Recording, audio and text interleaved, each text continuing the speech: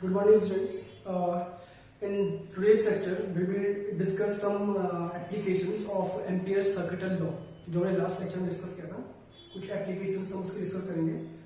और जो फर्स्ट और मोस्ट इम्पोर्टेंट एप्लीकेशन आती है उस एम्पियर सर्किटल लॉ की, वो ये है, we have to find the magnetic field inside a long solenoid. अब सोलेनॉइड क्या होती है, पहला क्वेश्चन ये होगा स्टूडेंट्स आपका. तो सोलेनॉइड स्टूडेंट्स बोर्ड पे डेफिनेशन आप देख सकते हैं. A solenoid consists of an insulated copper wire wound in the form of helix. एक insulated copper wire होगी हमारे पास, उसको हम वाउंड करेंगे in the form of helix. तो उस जो हमारा अरेंजमेंट बनेगा नया, उसे हम बोलते हैं सोलेनॉइड. पहली चीज क्लियर होनी चाहिए आपको. अब ये हेलिक्स क्या होता है, हेलिकल फॉर्म क्या होती है, इसकी हम बात करेंगे अभी. फिर आप देखिए नेक्स्ट इसमें जो आता है, हम बात करें लॉन्ग सोलेनॉइड की. तो लॉन्ग सोलेनॉइड की कंडीशन की होती है स्टूडेंट्स की, जो उसकी लेंथ होगी वो उसके डायमीटर के कंपेयर में काफी ज्यादा होगी. We can say its length is very large as compare to its diameter. तो अगर लेंथ काफी ज्यादा है as compare to its diameter, तो तभी हम उसे लॉन्ग सोलेनॉइड ट्रीट करेंगे. तो अब हेलिकल शेप क्या होता है स्टूडेंट्स, हेलिकल शेप किस टाइप का होता है, या हेलिक्स शेप किस टाइप का होता है, जैसा आपने स्क्रीन देखी होगी. तो एक हेलिकल शेप है. तो मेरे पास एक कॉपर वायर होगी, copper wire, insulated copper wire. आप इसको इस फॉर्म में बेंड कर देंगे या बाउंड कर देंगे, तो ये फिगर कॉन्फिगरेशन अचीव कर लेगा. इसे बोलते हैं सोलेनॉइड. तो आई होप आपको ये क्लियर हो जाएगा कि सोलेनॉइड क्या होता है. Now we have to find the magnetic field at its inside this solenoid. तो उसके लिए हमें पहले एक कुछ करंट फ्लो करानी पड़ेगी सोलेनॉइड में, और देन उसके बाद हम बात करेंगे कि कितना मैग्नेटिक फील्ड फाइंड करेंगे या कैसे फाइंड करेंगे. तो फर्स्ट ऑफ ऑल उसके लिए हमने एक वी कंसीडर अ सोलेनॉइड.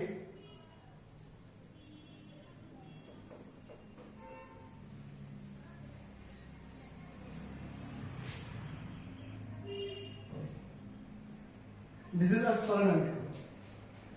तो इसको हम ऐसा करते हैं स्टूडेंट्स, बनाने के छोटे लेके चले गए डेरिवेशन नंबर वाला होगा इसका भी. तो ये हमारे पास एक करंट का ये सोलेनॉइड है. नाउ इसमें कुछ करंट फ्लो करा स्टूडेंट्स,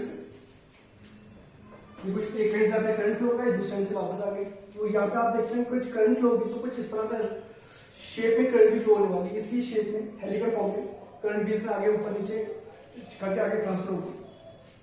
तो अब हम इसमें अगर हम बात करें करंट की डायरेक्शन की, तो यहाँ थोड़ा कंफ्यूजन होगा स्टूडेंट्स आपको कि करंट कैसे फ्लो होगी इसमें. तो आप थोड़ा सा समझिएगा इस चीज को. डायरेक्शन ऑफ करंट अगर मैं बात करूं, यहाँ से करंट ऊपर गई इस दिशा, यहाँ से फिर यहाँ से करंट ऊपर आ गया, फिर करंट यहाँ से नीचे की तरफ आ रही है, फिर यहाँ से ऊपर, इस टर्न से ऐसे टर्न लगाते लगाते ये करंट फिर आगे बढ़ रही है. ठीक है स्टूडेंट्स. तो आप देखिए जब भी करंट ऊपर वाले एंड से बाहर की तरफ आ रही है और नीचे एंड से अंदर की तरफ जा रही है, इस तरह से लगातार चल रहा है कहानी. ऊपर वाले एंड से बाहर की तरफ, अंदर वाले एंड, नीचे एंड से अंदर की तरफ, फिर देखिए आगे जाके यही कहानी हो रही है. ठीक है. तो the current which is perpendicular to the plane of this board and directed outward is denoted by dot, and the current which is perpendicular to the plane of that board and directed inwards is denoted by cross. जो current इस plane के perpendicular है और outward है, जो outward निकल रही है, बाहर की तरफ निकल रही है, उसे हम डॉट से डिनोट करेंगे. और जो करंट इस प्लेन के परपेंडिकुलर तो है, बाय डायरेक्शन से इनवर्ड अंदर की तरफ जा रही है, उसे डिनोट करेंगे क्रॉस से. तो आप समझिए यहां से करंट पहले बाहर आई, फिर ऐसे अंदर गई, तो यहां पे डॉट, फिर करंट बाहर आ गई, cross, dot cross, dot cross, ऐसे यहां आगे कंटिन्यू कर सकते हैं. अगर समझिए डॉट और क्रॉस का मतलब क्या है. The direction of current is perpendicular to the plane and radially outward, बाहर की तरफ, यहाँ से अंदर जा रही है, यहाँ से बाहर, फिर यहाँ से अंदर, बाहर अंदर, इस तरह से काम हो रहा है. तो डायरेक्शन ऑफ करंट मेरे पास. नाउ इसके हमें अब देखिए, आपको पता है कि मैग्नेटिक फील्ड की हम बात करें तो ये पोलैरिटी अचीव कर लेता है. अभी आपको बताया था कि करंट कैरी लूप नॉर्थ और साउथ पोलैरिटी अचीव करती हैं. जैसे हम यहाँ से देखेंगे डायरेक्शन ऑफ करंट, इस साइड से डायरेक्शन ऑफ करंट कैसी क्लॉकवाइज है, और उस साइड से होगी एंटी क्लॉकवाइज. यहाँ से करंट बाहर आई, फिर अंदर गई. इस एंड से अगर मैं बात करूँ, अगर ऑब्जर्वर हूँ, तो मेरी डायरेक्शन ऑफ करंट क्लॉकवाइज होगी. और क्लॉकवाइज होगी तो साउथ पोलैरिटी, तो it means this and will attain south polarity and from this side when the current is anti-clockwise, therefore this end will attain north polarity. अब direction freedoms की बात करें तो डायरेक्शन फ्रीडम्स होती है south to north inside the magnets, तो कुछ इस तरह ये कुछ डायरेक्शन फ्रीडम्स आपको फ्लो में दिखाई देगी, ये डायरेक्शन फ्रीडम्स है। फिर आप ध्यान समझिए क्लोज लूप, मैंने आपको बताया था कि magnetic freedoms close loop form करती है, तो ये फिर वापस भी आएगी सारी फ्रीडम्स, तो फिर हमारे शादी को वापस नहीं लेके आ सकता, पॉसिबल नहीं है मैंने लाना, तो मैं कुछ दो फ्रीडम्स को वापस ले आया यहाँ से साउथ टू नॉर्थ, फिर then north to south outside the magnet. ठीक है स्टूडेंट्स, फिर देखिए south to north, north to south. अब हम बात करते हैं यहाँ पे हमें इसे सॉल्व करना है, मैग्नेटिक सॉल्व करना है इसके लिए, तो यहाँ पे हमने करंट पहले एज्यूम कर लिया आई फ्लो, इसलिए हम एज्यूम कर लेते हैं इसके कुछ terms, let N be the या N be the total number of terms. इस सोलर में जितने भी टर्म्स हैं उनका नंबर हमने एन एज्यूम कर लिया, and L with the length, next one with the length of solenoid, इस solenoid की लेंथ को हमने L एज्यूम कर लिया और इसको टोटल टर्न्स को हमने कैपिटल N एज्यूम कर लिया। तो आप यहाँ पे हमें इसके लिए मैग्नेटिक की डायरेक्शन करना है inside the solenoid, inside the solenoid मतलब ये वाला रीजन, इसके बीच वाला जो रीजन है जहाँ पे मैंने फील्ड लाइंस को बनाया है इनसाइड सोलनॉइड, ये रीजन है, इस रीजन में मैग्नेटिक फील्ड की स्ट्रेंथ फाइंड करनी है, तो इसके लिए हमें एम्पियर्स सेकंड लॉ अप्लाई करना पड़ेगा, और एम्पियर्स सेकंड लॉ बोलता है कि हमें पहले क्लोज लूप लेनी पड़ेगी, क्लोज लूप लेनी पड़ेगी हमें बी डॉट डी एल, जब हम उसका क्लोज लूप का लाइन इंटीग्रल करेंगे तो वो म्यू नॉट इनटू आई के इक्वल आता है, तो इसके लिए हम क्लोज लूप लेंगे स्टूडेंट्स। अब देखिए यहाँ पे मैग्नेटिक लाइंस यहाँ पे सर्कुलर फॉर्म में नहीं है, तो लूप सर्कुलर नहीं आएगी, क्लोज लूप हमेशा सर्कुलर ही नहीं होती है, वो किसी भी शेप की हो सकती है, ऐसे कोई फर्क नहीं पड़ता। ये एक क्लोज लूप है तो ये भी एक क्लोज लूप है, ठीक है स्टूडेंट्स। तो डिपेंड करता है कि आप क्लोज लूप का शेप कैसे चूज करेंगे, depending it depends only on the shape of the magnetic field. तो अगर मैग्नेटिक फील्ड का शेप सर्कुलर है, जैसे स्ट्रेट करंट कंडक्टर के लिए आया था, तो वहां पे आपने सर्कुलर क्लोज लूप ले ली, पर यहाँ पे आप देख सकते हैं कि जो मैग्नेटिक फील्ड लाइंस का जो ज्योमेट्री है वो सर्कुलर नहीं है, तो यहाँ पे हम सर्कुलर क्लोज लूप नहीं लेके चल सकते, उससे हमारा कुछ काम होने वाला नहीं है। तो उसके हमने क्या किया, एक ये है मैग्नेटिक फील्ड लाइंस, मैंने एक छोटा सा एलिमेंट चूज किया, दिस इज PQ, तो उसकी लेंथ आप length of solenoid capital L ले लीजिए स्टूडेंट्स, कंफ्यूजन होगा आपको। तो PQ की लेंथ ले लीजिए स्टूडेंट्स L, इसे क्लोज करना है। देखिए एक छोटा सा एलिमेंट मैंने चूज कर लिया in the direction of magnetic field, पर ये अभी ओपन है, ये क्लोज नहीं है, तो क्लोज आप कैसे करेंगे, इसको आप एक स्क्वायर शेप या रेक्टेंगुलर शेप बना लीजिए, पूरा क्लोज कर दीजिए आप इसको, नाम दीजिए इसको PQRS। तो स्टूडेंट्स ये पूरा क्लोज हो चुका है, अब हमें इसके लिए B डॉट DL सॉल्व करना है, और जैसे हम B डॉट DL हमें मिल जाएगा उसको हम पुट अप करेंगे म्यू इनटू आई के। तो पहले हम बात करेंगे B डॉट DL फाइंड करेंगे using ampere circular law, using amperes circular law. B dot DL हमें सॉल्व करना है इस पूरी क्लोज लूप के PQRS के। तो आप देख सकते हो स्टूडेंट्स ये लूप बनेंगे चार पार्ट से मिलकर, चार पार्ट से, तो हम पहले सॉल्व करेंगे B dot DL for PQ, फिर हम सॉल्व करेंगे B dot DL for QR, फिर हम सॉल्व करेंगे B dot DL for RS and plus फिर solve last B dot DL for SP। तो पहले PQ, देन फिर QR, RS and then SP, इतना हमने तीनों के चारों के लिए लिखे इंडिविजुअली। अब आप थोड़ा ध्यान से देखिए स्टूडेंट्स, ये है हमारे पास, इसको मैं एलिज्यूम कर चुका हूं, पी क्यू को। तो ये डायरेक्शन होगी इसकी, this is L vector P to Q and this is magnetic lines, magnetic direction की सेम डायरेक्शन है। तो it is B dot D L for P Q, the angle between them is similarly, आप देख सकते हैं, क्योंकि L vector और magnetic lines दोनों सेम डायरेक्शन में, यहाँ पे आपको इसलिए बी और डी एल के बीच का एंगल, तो यहाँ पे 0 डिग्री हो गया। और नेक्स्ट यहाँ पे देखिए बी डी एल,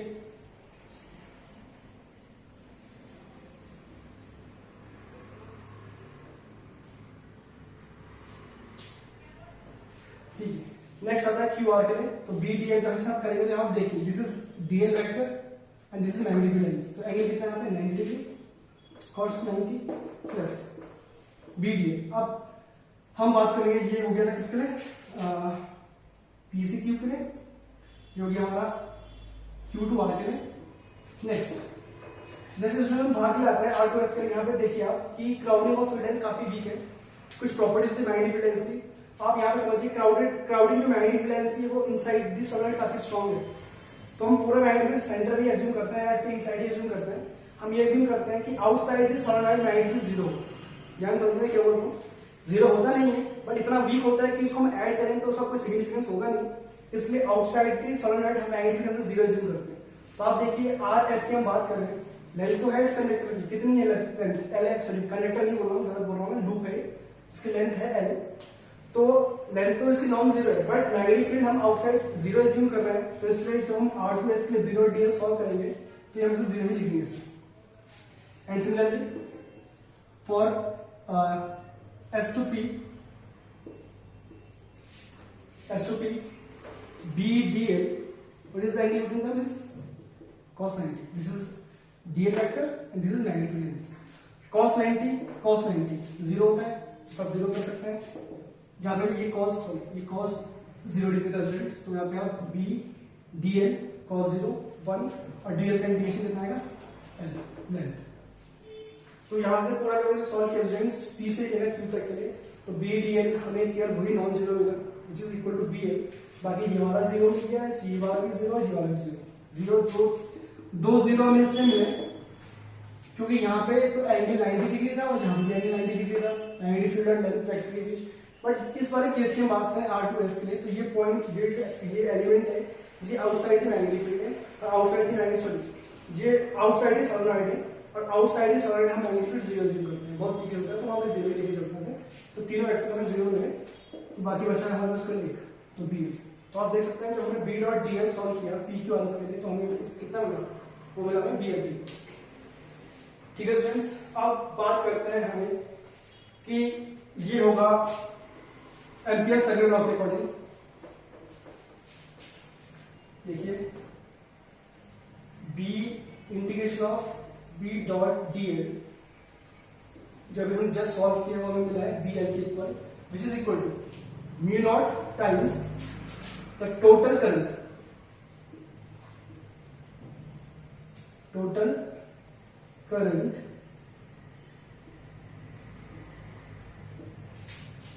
enclosed, या हम can say passing through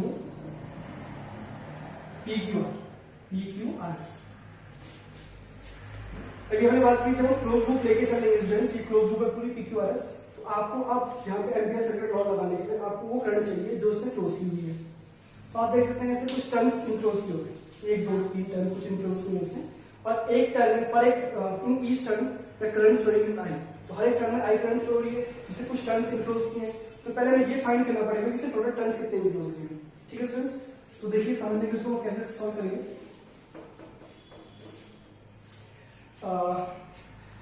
late n with the number of turns per unit length। Unit length में n टर्न्स हमने एज्यूम कर लिया, इस पूरी लेंथ सर्कल की लेंथ थी उसको हमने कितना एज्यूम किया था, l एज्यूम किया था। ठीक है स्टूडेंट्स, इतना क्लियर। और इस यूनिट लेंथ पे जितने भी टर्न्स हैं उनको मैंने स्मॉल n एज्यूम कर लिया। ठीक, अब आपको ये देखना है स्टूडेंट्स कि ये जो एल लेंथ का हमें जो ये पी क्यू की हम बात करें तो इस एल लेंथ में कितने टर्न्स इंक्लोज हो गए, पहले हमें ये फाइंड करना है, क्योंकि जब तक हमें ये पता नहीं लगेगा कि इसमें कितने टर्न्स इंक्लोज हैं तब तक हम करंट फाइंड नहीं कर पाएंगे, क्योंकि हमें इतना पता है हर एक टर्न में, ईच टर्न में आई करंट फ्लो होगी। तो अगर सपोज को मुझे ये पता लगे कि इसमें टर्न्स कितने इंक्लोज हैं तो मैं करंट इजीली फाइंड कर सकता हूँ कि इसने इस पूरी लूप में कितने टर्न्स इंक्लोज किए हुए हैं। तो इसके लिए देखिए आप कैसे सॉल्व करेंगे। हमें फाइंड करना है टोटल नंबर ऑफ टर्न्स। देखिए नंबर ऑफ टर्न्स है यूनिट लेंथ में n, तो what is the total number of turns on length l? Obviously n into l. The turn enclosed by a unit length is n. So what is the turn enclosed by the length l? It is l, and the current flowing through each turn is I. Therefore, the total current enclosing the loop is NLI. Therefore, we can say mu naught NLI is equal to BL. L से L cancel out, so B is equal to mu naught NI. This is the magnetic field induction inside the solenoid. यहाँ पर आपको समझना चाहिए students, यहाँ पे क्या हुआ, हमें फाइंड करनी है total current enclose by this loop. तो उसके हमें क्या किया, पहले हमें ये फाइंड किया इसने इस लूप में पूरे टर्न्स कितने इनक्लोज किए। तो उसके हमने एज्यूम कर लिया total number of turns per unit length n, unit length में n टर्न्स हैं, तो what is the number of turns on l length? It will be n into l. And what is the current flows in each turn? It will be I. तो कितनी current flowing total turns में? NLI. तो आप यहाँ value put up कीजिए और ये मिल आपको पूरा formula. This is the magnetic field inside the solenoid. तो आई होप ये टॉपिक आपको समझ में आया। थोड़ा टिपिकल टॉपिक जरूर है, एग्जाम में काफी इंपॉर्टेंट है। ये एग्जाम में मोस्टली पूछा जाता है 2 और 3 मार्क्स में, तो आप उसी तरह से तैयारी कीजिएगा। और इसमें एप्लीकेशन में एमपीएस सर्किट लॉ तो इस हिसाब से भी काफी इंपॉर्टेंट टॉपिक बन जाता है। तो बाकी आपके ऊपर है। सो नेक्स्ट वीडियो में अब हम बात करेंगे टॉरॉइड की। टॉरॉइड क्या होती है वो आप जरूर देखिए घर पे आके, और तब हम इसको दोबारा से स्टार्ट करेंगे नेक्स्ट लेक्चर में। Thank you.